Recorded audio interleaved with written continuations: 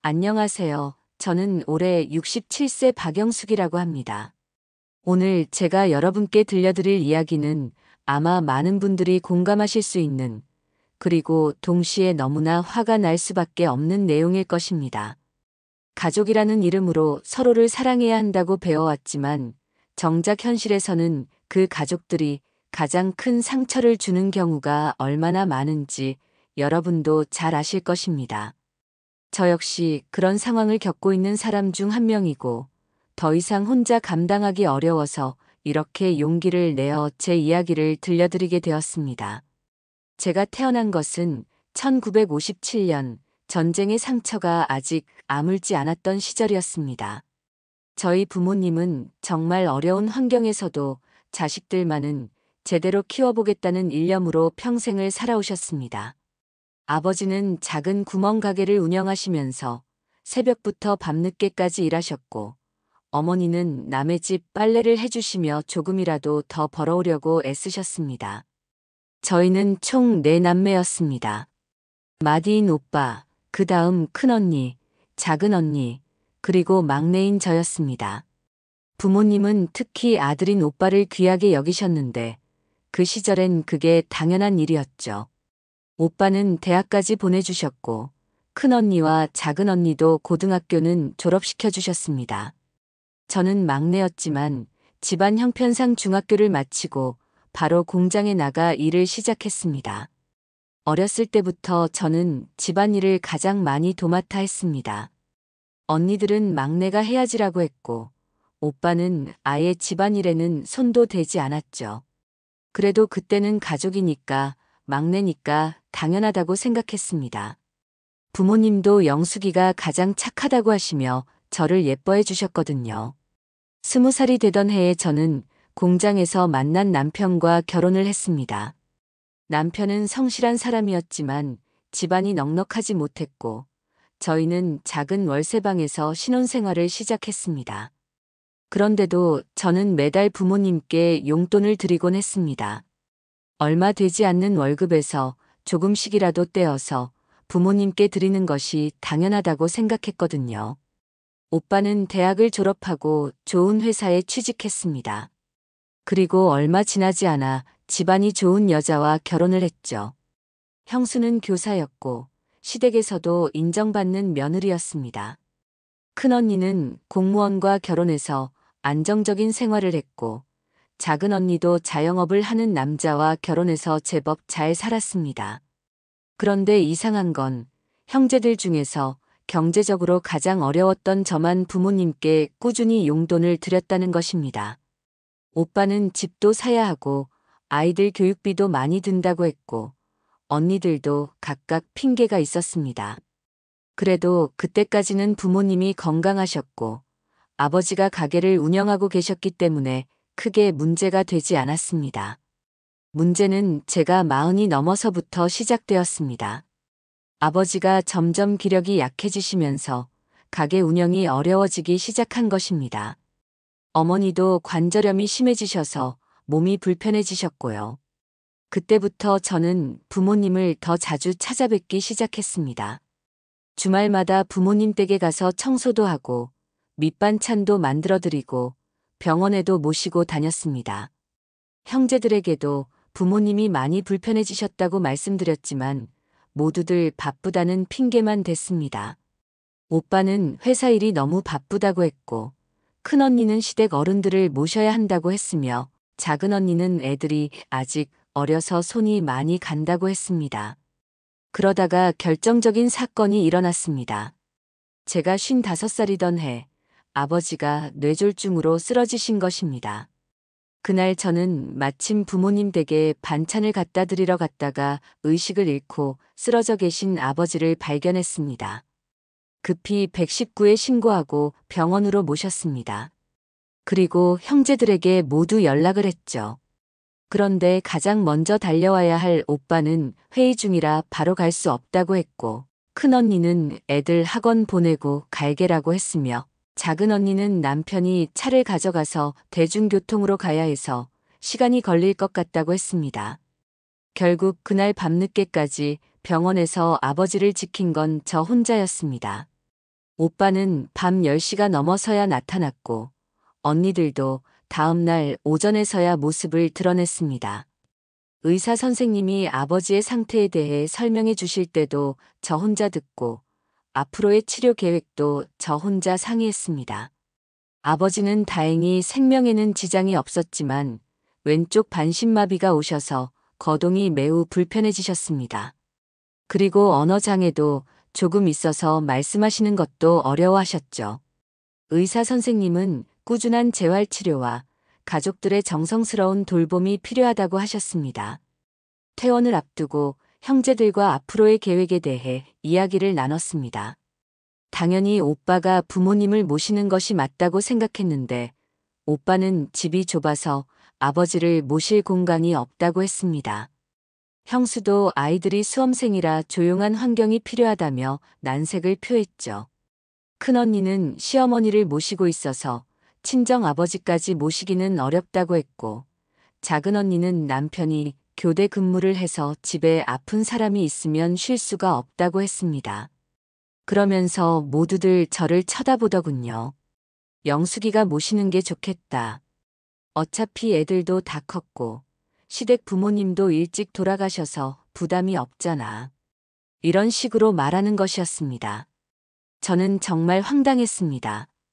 제가 부담이 없다고요? 저도 나름대로 제 생활이 있고 남편도 있는데 무슨 부담이 없다는 건지 이해할 수 없었습니다.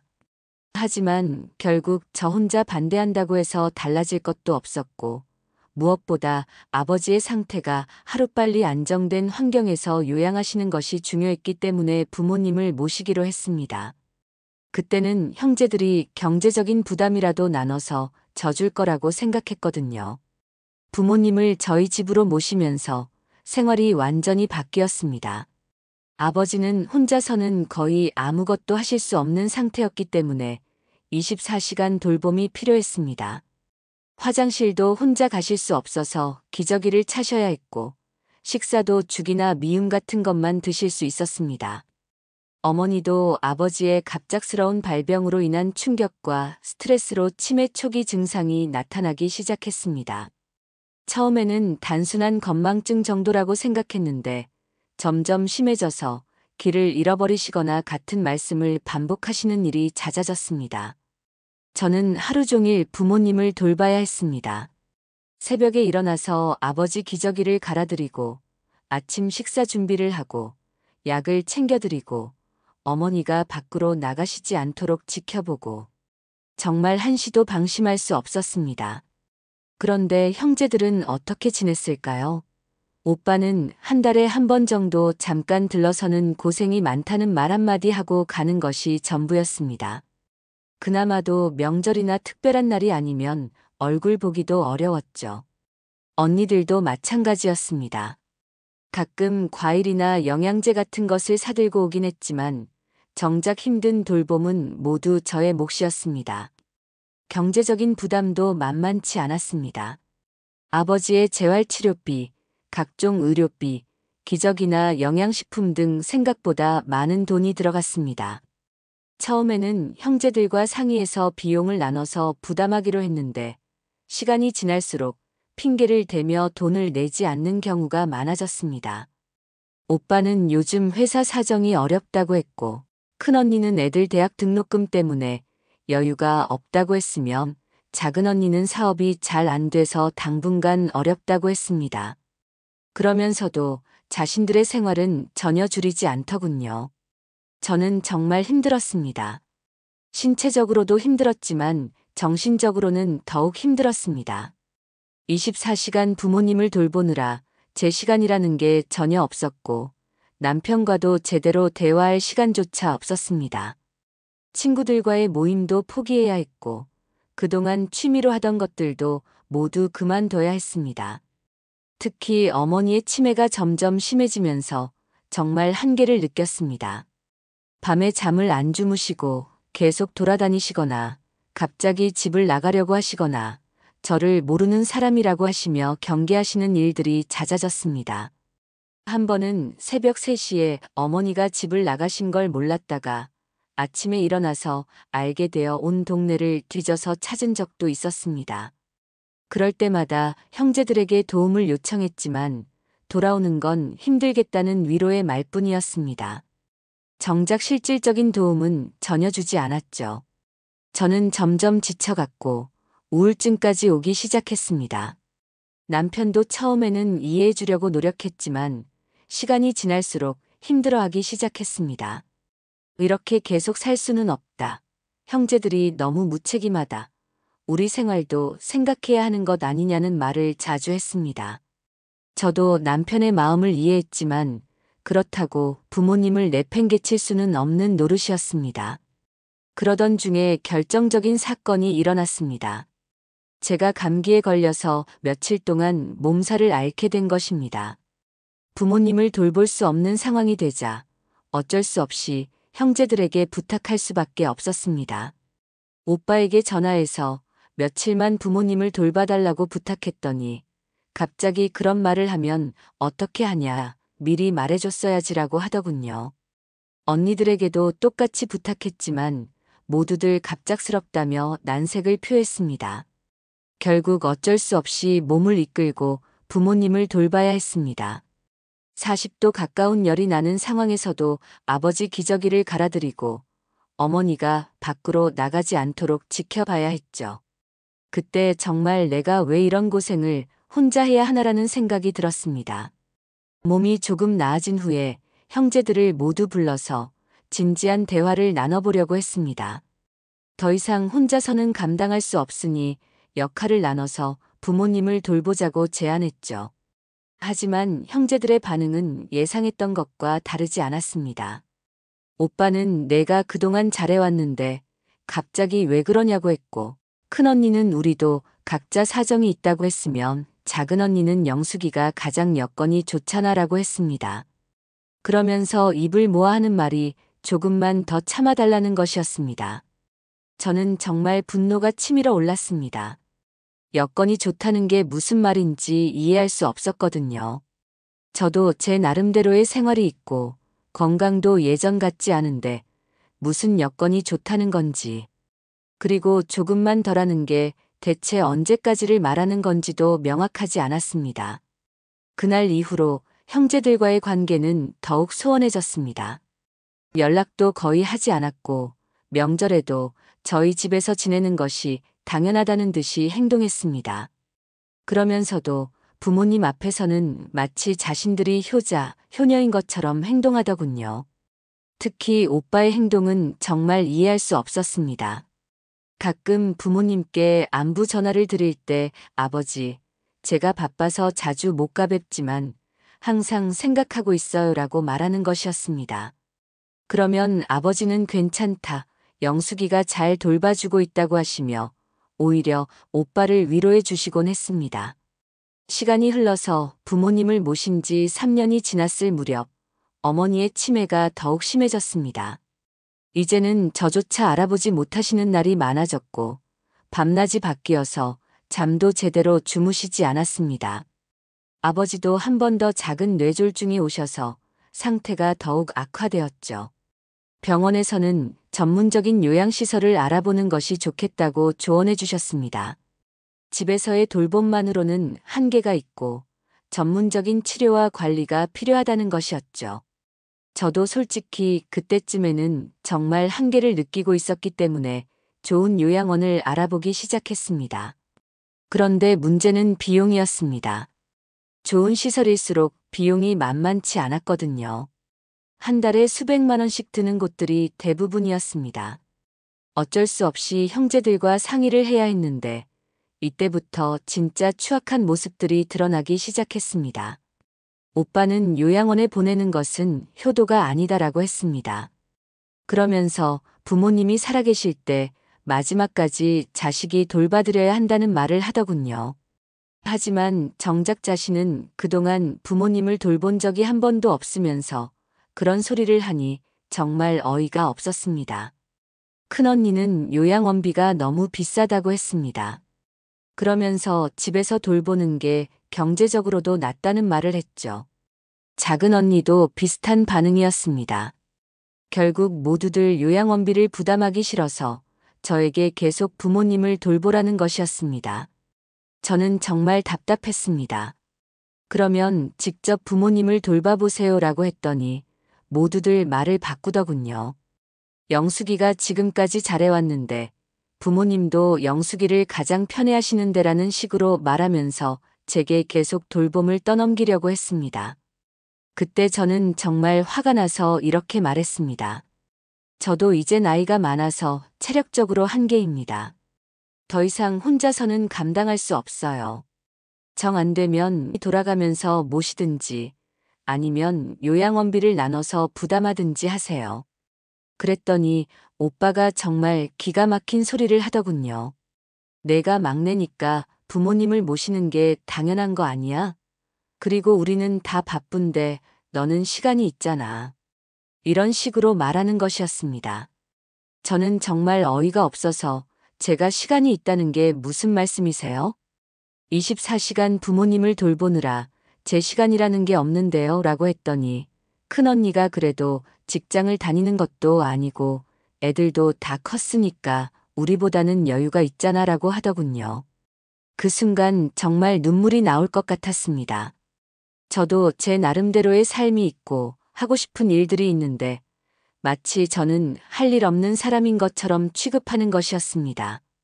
그리고 부모님을 모시는 것이 막내의 의무라니 도대체 그런 법이 어디에 있다는 건지 이해할 수 없었습니다.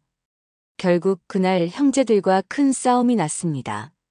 저는 더 이상 혼자서는 못하겠다고 선언했고 형제들은 내가 이기적이다. 부모님께 불효를 저지르는 거다라는 말들을 했습니다. 특히 오빠는 내가 지금까지 해온 게 다 물거품이 된다는 말까지 하더군요. 그 말을 듣는 순간 정말 허탈했습니다. 저는 물거품이 되는 게 아쉬워서 부모님을 돌본 게 아니었거든요.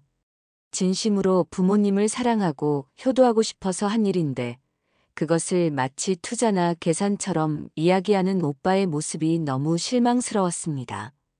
그날 이후로 형제들과는 거의 연락을 끊고 지냈습니다. 그런데 신기한 건 며칠 지나지 않아서 오빠가 전화를 했다는 것입니다. 무슨 일인가 했더니 부모님이 많이 걱정하고 계신다는 것이었습니다. 알고 보니 제가 화가 나서 형제들과 싸웠다는 이야기를 부모님이 알게 되신 것이었습니다. 특히 아버지께서 많이 속상해하고 계셨는데 우리 때문에 영숙이가 고생한다며 식음을 전폐하시기까지 했다는 것이었습니다. 저는 정말 마음이 아팠습니다. 부모님께 걱정을 끼쳐드리려던 것이 아니었는데 결과적으로는 부모님이 더 힘들어 하시게 된 것이었습니다. 결국 어쩔 수 없이 형제들과 다시 만나서 이야기를 나누게 되었습니다. 하지만 형제들의 태도는 전혀 바뀌지 않았습니다. 오히려 부모님이 걱정하신다는 것을 방패막이 삼아서 저에게 더욱 강하게 압박을 가했습니다. 부모님 앞에서 그런 이야기를 왜 하냐. 부모님이 돌아가실 때까지 얼마 남지 않았는데 조금만 더 참을 수 없냐는 식으로 말하는 것이었습니다. 저는 정말 답답했습니다. 부모님이 돌아가실 때까지 얼마 남지 않았다는 것도 확실하지 않은 일이고 설령 그렇다고 하더라도 그 기간 동안 저 혼자 모든 것을 감당해야 한다는 게 말이 되는 일인지 의문이었습니다. 그런데 더 기가 막힌 일이 있었습니다. 오빠가 부모님께 영숙이가 부모님을 요양원에 보내려고 한다는 이야기를 한 것입니다. 물론 제가 요양원을 알아본 것은 사실이지만 그것은 어쩔 수 없는 선택이었고 형제들과 상의해서 결정하려던 일이었는데 마치 제가 일방적으로 결정한 것처럼 말한 것이었습니다.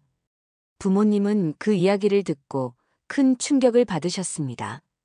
특히 아버지께서는 내가 그렇게 짐이 되나라며 눈물을 흘리셨고 어머니는 치매 때문에 상황을 정확히 이해하지는 못하셨지만 분위기상 뭔가 심각한 일이 일어났다는 것은 아시는 것 같았습니다. 저는 급히 부모님께 해명을 했습니다. 그런 게 아니라 형제들과 상의해서 가장 좋은 방법을 찾으려고 했던 것뿐이라고 말씀드렸지만 이미 상처받으신 마음을 돌이킬 수는 없었습니다. 그날 밤 아버지께서 저를 불러서 이렇게 말씀하셨습니다. 영수가 아버지가 너에게 짐이 되는 게 미안하다. 하지만 요양원은 가고 싶지 않다. 집에서 가족들과 함께 있고 싶다. 그 말씀을 듣는 순간 정말 눈물이 나왔습니다. 저는 부모님께 절대 그런 일 없을 테니 걱정하지 마세요라고 말씀드렸습니다. 하지만 속으로는 정말 막막했습니다. 형제들은 책임은 지지 않으면서 저에게만 모든 것을 떠넘기고 부모님은 요양원에 가기 싫어하시고 도대체 어떻게 해야 할지 모르겠더군요. 그 이후로 몇 년이 더 흘렀습니다. 어느덧 부모님을 모신 지 7년이 넘었습니다. 그동안 저는 정말 많은 것을 포기해야 했습니다. 친구들과의 관계도 거의 끊어졌고 취미 생활도 전혀 할 수 없었으며 남편과의 관계도 예전 같지 않습니다. 건강도 많이 나빠졌습니다. 만성 피로에 시달리고 있고 허리와 무릎도 아픕니다. 스트레스로 인한 위장 장애도 생겼고 밤에 잠도 제대로 못 자서 늘 피곤합니다. 몇 번 병원에 가서 검사를 받아보고 싶었지만 부모님을 두고 나갈 수가 없어서 계속 미루고 있는 상태입니다. 형제들은 여전히 한 달에 한 번 정도 잠깐씩 들르는 것이 전부입니다. 그나마도 명절이나 부모님 생신 같은 특별한 날에만 오는 경우가 많습니다. 올 때마다 고생이 많다, 정말 고맙다는 말은 하지만 정작 실질적인 도움은 전혀 주지 않습니다. 경제적인 지원도 거의 없다시피 합니다. 처음에는 그래도 조금씩이라도 보태주곤 했는데 이제는 그것도 거의 없어졌습니다. 가끔 명절에 용돈을 조금 주기는 하지만 한 달치 의료비에도 턱없이 부족한 금액입니다. 가장 힘든 것은 아무도 제 상황을 이해해주지 않는다는 것입니다. 형제들은 물론이고 주변 사람들도 그래도 부모님이니까 효도하는 거 보기 좋다는 식으로 이야기합니다. 하지만 실제로는 아무도 도와주지 않죠. 가끔 정말 한계를 느낄 때가 있습니다. 특히 어머니의 치매가 더 심해지셔서 밤에 계속 돌아다니시거나 갑자기 소리를 지르시거나 저를 모르는 사람이라고 하시며 무서워하실 때면 정말 어떻게 해야 할지 모르겠습니다. 한 번은 새벽 2시에 어머니가 갑자기 집에 가야 한다며 밖으로 나가려고 하시는 바람에 말리느라 큰 소동이 벌어진 적이 있었습니다. 그때 정말 힘에 겨워서 오빠에게 전화를 했더니 새벽에 전화하면 어떻게 하냐, 내일 이야기하자며 전화를 끊어버리더군요. 그 순간 정말 절망감이 밀려왔습니다. 아무도 저를 도와주지 않는다는 현실이 너무 서러웠습니다. 남편도 이제는 지쳐서 별로 도움이 되지 않고 형제들은 나 몰라라 하고 정말 세상에 혼자 남겨진 기분이었습니다. 그래도 포기할 수 없었던 것은 부모님 때문이었습니다. 아버지는 말씀은 어려워하시지만 눈빛으로 고마움을 표현해 주시고 어머니도 치매가 있으시지만 가끔 정신이 맑으실 때는 영수가 고맙다라고 말씀해 주십니다. 그런 순간들이 있기 때문에 버틸 수 있는 것 같습니다. 하지만 최근에는 정말 한계를 느끼고 있습니다. 제 나이도 이제 67세가 되었고 체력적으로 예전 같지 않습니다. 부모님을 들어서 옮기거나 하는 일들이 점점 어려워지고 있고 밤에 깨어서 돌봐드리는 것도 힘에 겹습니다. 몇 개월 전에는 제가 부모님을 돌보다가 허리를 다쳐서 일주일 동안 거의 움직일 수 없었던 적이 있었습니다. 그때도 형제들에게 도움을 요청했지만 모두들 바쁘다는 핑계로 제대로 도와주지 않았습니다. 결국 아픈 몸을 이끌고 부모님을 돌봐야 했죠. 그때 정말 많은 생각을 했습니다. 내가 쓰러지면 부모님은 어떻게 되는 걸까? 내 인생은 이대로 끝나는 걸까? 형제들은 정말 양심이 없는 건가? 이런 생각들이 머릿속을 맴돌았습니다. 특히 오빠의 행동은 정말 이해할 수 없습니다. 경제적으로는 형제들 중에서 가장 여유가 있으면서도 부모님을 위해서는 전혀 돈을 쓰지 않습니다. 자기 자식들 교육비나 여행비는 아끼지 않으면서 부모님 의료비는 너무 비싸다고 합니다. 큰언니와 작은 언니도 마찬가지입니다. 자신들의 생활은 전혀 줄이지 않으면서 부모님을 위한 지출은 최대한 아끼려고 합니다. 그러면서도 영숙이가 잘하고 있다. 부모님이 영숙이를 좋아하신다는 말로 자신들의 무책임함을 합리화합니다. 가끔은 정말 화가 나서 그러면 오빠 언니들이 한번 해보세요라고 말하고 싶지만 그랬다가 부모님이 더 힘들어 하실까봐 참고 있습니다. 부모님 앞에서 자식들이 싸우는 모습을 보여드리고 싶지 않거든요. 하지만 이제 정말 한계입니다. 며칠 전에는 제가 현기증으로 쓰러질 뻔한 일이 있었습니다. 병원에 가서 검사를 받아보니 과로와 스트레스로 인한 것이라고 하더군요. 의사 선생님은 충분한 휴식이 필요하다고 하셨지만 부모님을 돌봐야 하는 상황에서 휴식이라는 게 가능할까요? 남편도 이제는 이렇게 살면 안 된다고 합니다.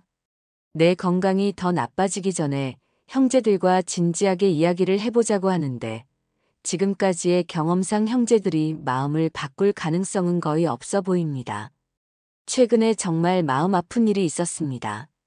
어머니가 갑자기 정신이 맑아지시더니 저에게 이렇게 말씀하시는 것이었습니다.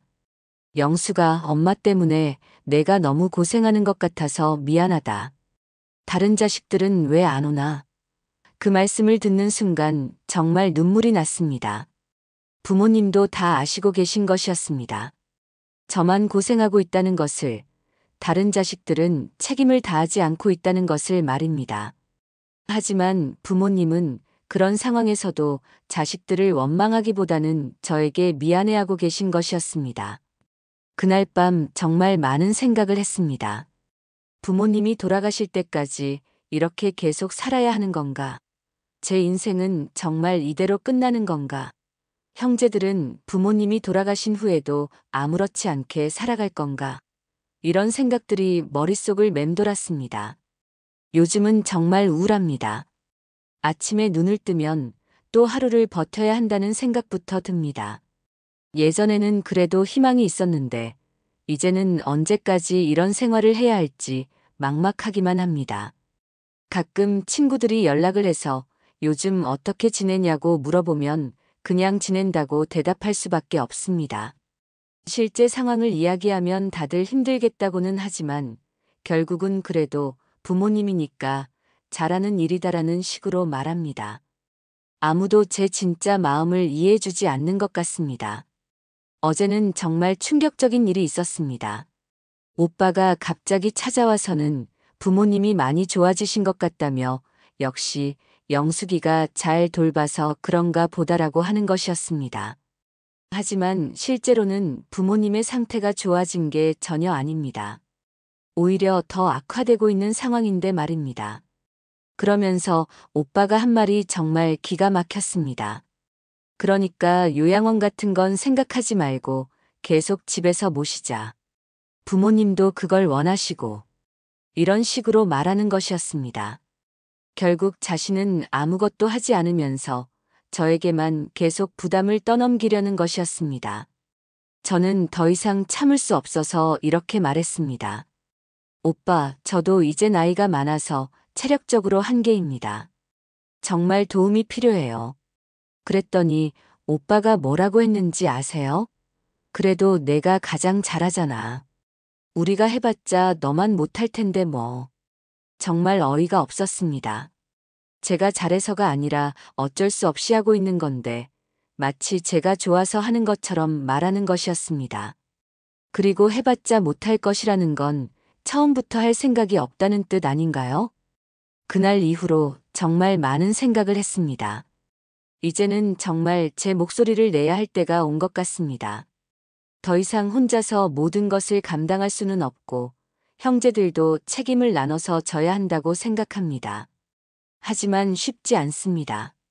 형제들과 정면으로 대립하게 되면 부모님이 더 힘들어하실 것이고 그렇다고 지금처럼 계속 혼자 감당하기에는 제 한계가 너무 명확합니다. 정말 딜레마에 빠진 상황입니다. 며칠 전에는 남편과 진지한 대화를 나눴습니다. 남편은 이제 형제들에게 확실하게 말해야 한다고 했습니다. 내가 쓰러지면 부모님은 물론이고 우리 가정도 다 무너진다며 현실적인 해결책을 찾아보자고 하더군요. 남편의 말이 맞다고 생각합니다. 하지만 막상 실행에 옮기려니 막막합니다. 형제들이 과연 마음을 바꿀까요? 지금까지의 경험을 봤을 때는 그럴 가능성이 희박해 보입니다. 그래도 포기할 수는 없습니다. 제 인생도 소중하고 남편과의 관계도 지켜야 하고 무엇보다 제 건강을 돌봐야 부모님도 더 잘 모실 수 있을 테니까요. 이제 정말 결단을 내려야 할 때가 온 것 같습니다. 형제들과 마지막으로 진지한 대화를 나눠보고 그래도 안 되면 다른 방법을 찾아야겠습니다. 부모님께는 죄송하지만 전문적인 돌봄을 받을 수 있는 시설을 알아보는 것도 고려해야 할 것 같습니다. 부모님을 사랑하는 마음은 누구에게도 지지 않습니다. 하지만 사랑한다고 해서 무조건 희생만 해야 하는 건 아니라고 생각합니다. 형제들도 똑같이 부모님의 자식인데 왜 저만 모든 책임을 져야 하는지 정말 이해할 수 없습니다. 요즘 들어 가끔 이런 생각도 듭니다. 부모님이 돌아가신 후에 형제들과 어떤 관계가 될까? 아마 그때도 자신들은 아무것도 안 했으면서 마치 효자, 효녀인 것처럼 행동할 것 같습니다. 그리고 저에게는 고생했다는 말 한마디로 끝낼 것 같고요. 하지만 저는 그런 위선적인 모습을 더 이상 참고 보고 있을 수 없습니다. 이제라도 형제들이 제대로 된 자세를 보여주길 바라지만 그렇지 않다면 저도 제 나름대로의 방법을 찾아야겠습니다. 부모님께는 정말 죄송하지만 이제는 현실적인 해결책을 찾아야 할 때입니다. 전문적인 돌봄 시설도 알아보고 형제들과의 역할 분담도 명확히 하고 무엇보다 제 건강과 가정도 지켜야 합니다. 7년 넘게 혼자서 부모님을 모시면서 정말 많은 것을 배웠습니다. 가족의 소중함도 알게 되었지만 동시에 가족이라는 이름으로 얼마나 이기적이 될 수 있는지도 깨달았습니다. 이제는 더 이상 혼자 감당하지 않겠습니다. 형제들에게 마지막으로 기회를 주고 그래도 안 되면 제 나름대로의 길을 찾아가겠습니다. 부모님을 사랑하는 마음에는 변함이 없지만 그 사랑을 표현하는 방식은 달라질 수 있다고 생각합니다. 여러분도 혹시 저와 비슷한 상황에 계시다면 무조건 참고 견디는 것만이 능사가 아니라는 것을 말씀드리고 싶습니다. 현실적인 해결책을 찾아보시고 가족들과 솔직한 대화를 나눠보시기 바랍니다. 그리고 혹시 제 형제들과 같은 입장에 계신 분들이 있다면 한 번 더 생각해 보시길 바랍니다. 부모님을 모시는 것은 한 사람의 몫이 아니라 모든 자식들이 함께 져야 할 책임이라는 것을 말입니다. 저는 이제 새로운 결심을 하고 살아가려고 합니다. 부모님에 대한 사랑은 변하지 않지만 더 이상 혼자서 모든 것을 감당하지는 않겠습니다. 제 인생도 소중하고 제 가정도 지켜야 하니까요. 이렇게 털어놓고 나니 마음이 조금은 가벼워진 것 같습니다.